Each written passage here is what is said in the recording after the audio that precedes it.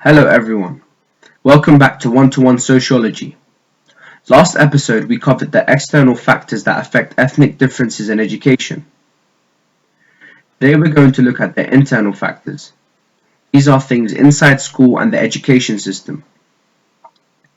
Lawson and Garrod define ethnic groups as people who share common history, customs and identity and see themselves as a distinct unit. Labeling identities and responses. This is the first internal factor. Firstly, we're going to look at labeling and teacher racism. In sociology, we look at the different labels that teachers may give to students of different ethnic groups. The negative or positive labels that teachers may give students may cause them to be treated differently, which could advantage or disadvantage their attainment. Gilborn and Udell found that teachers were quick to discipline black pupils than others for the same behavior.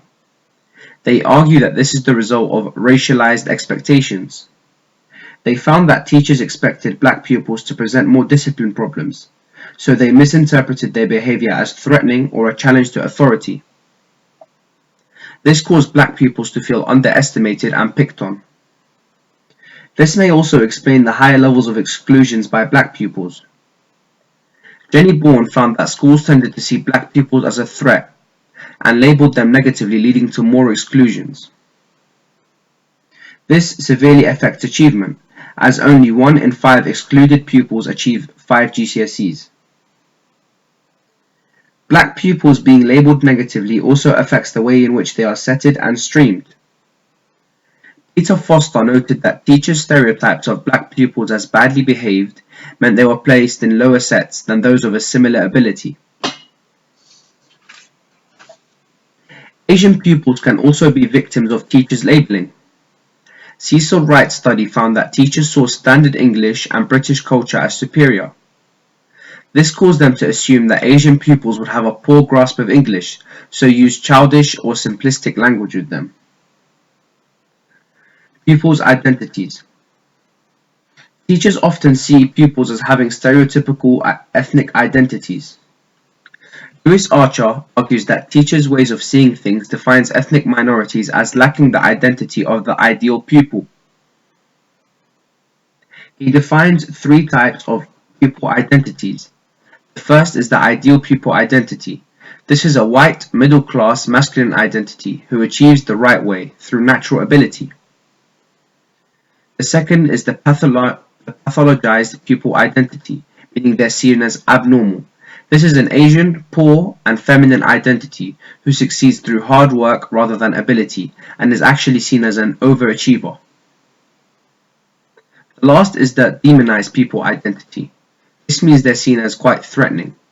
A black or white working class identity who is unintelligent and a culturally deprived underachiever. Ethnic minorities are more likely to be seen as pathologized or demonized pupils. For example, black pupils are demonized as loud and challenging. In a later study, Archer found that Asian pupils were stereotyped as quiet and passive by teachers.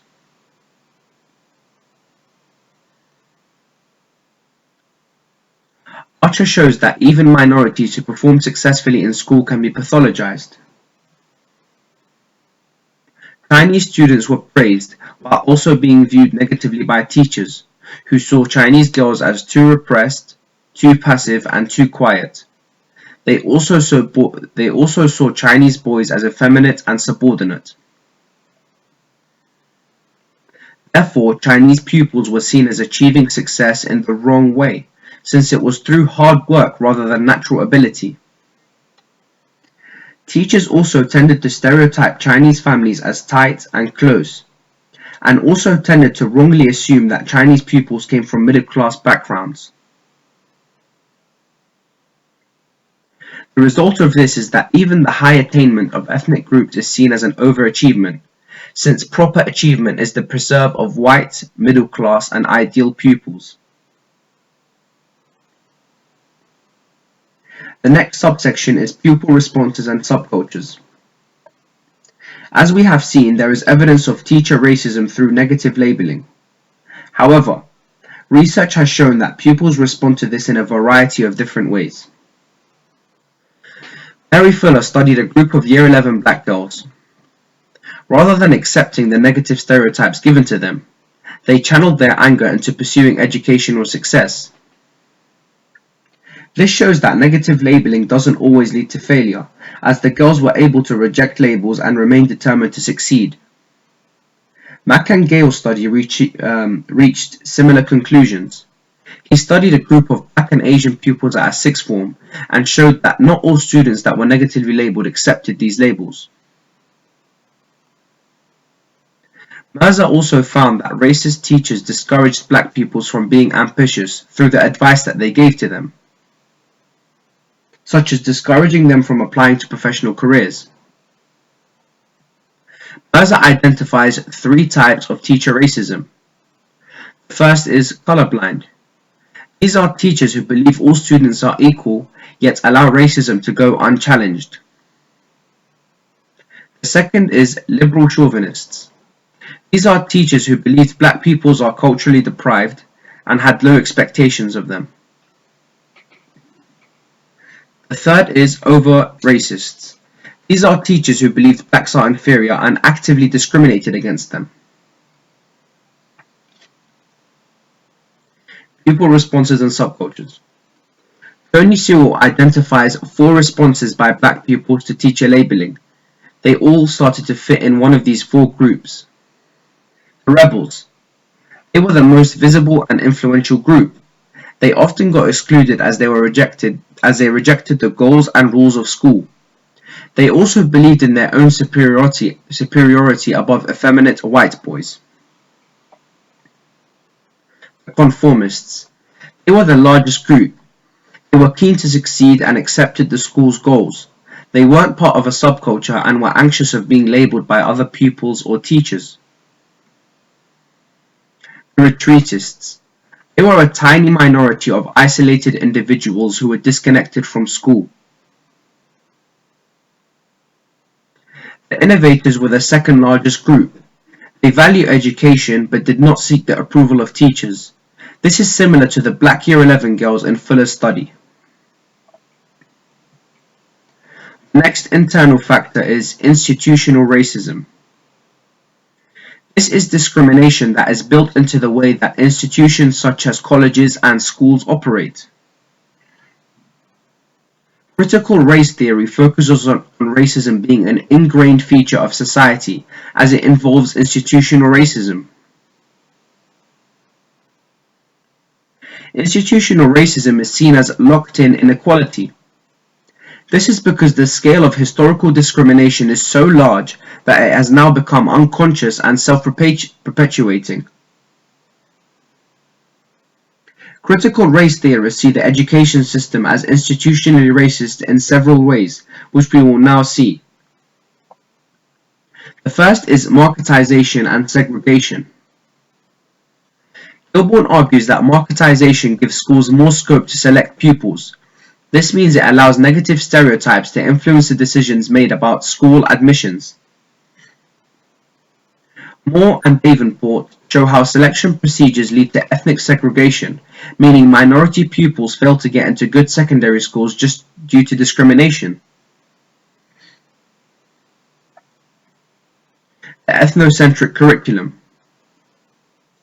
The term ethnocentric refers to an attitude or a policy that gives to the culture of one particular ethnic group. Therefore, the ethnocentric curriculum is a curriculum that reflects the culture of one ethnic group. It is seen as an example of institutional racism because it builds a racial bias into the everyday workings of school. Bernard Cord shows how the ethnic curriculum may produce underachievement. He argues that history may show the British bringing civilization to primitive people they colonized, which may undermine the image of black people and therefore undermine their self-esteem. Another example of institutional racism is how pupils are assessed. Gilborn argues that the assessment game is rigged, as to validate the dominant culture's superiority, and if ethnic minorities do succeed, then these rules will be changed. For example, Primary schools used to use baseline assessments, but these were replaced in 2003 by the foundation stage profile. This caused white pupils to appear to be doing better than black pupils almost overnight. Access to opportunities to pupils also shows institutional racism. Gifted and talented programs were created with the aim of meeting the needs of more able pupils. Gilbourne notes that whites were twice as likely as black Caribbeans and 3 times more likely than black Africans to be part of the gifted and talented programs. Ethnic minorities may also be limited in terms of exam tiers.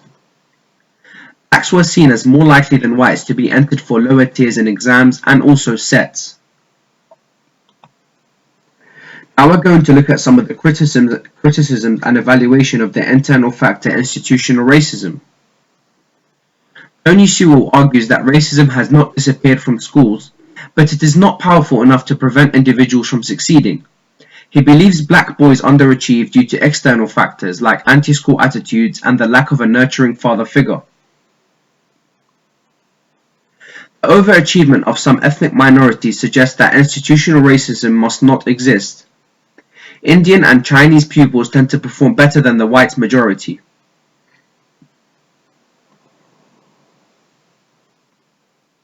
Thank you for watching. That was the end of ethnic differences in achievement. The next topic we are going to cover is gender differences in achievement. Please like, subscribe, and follow our Twitter on the screen now.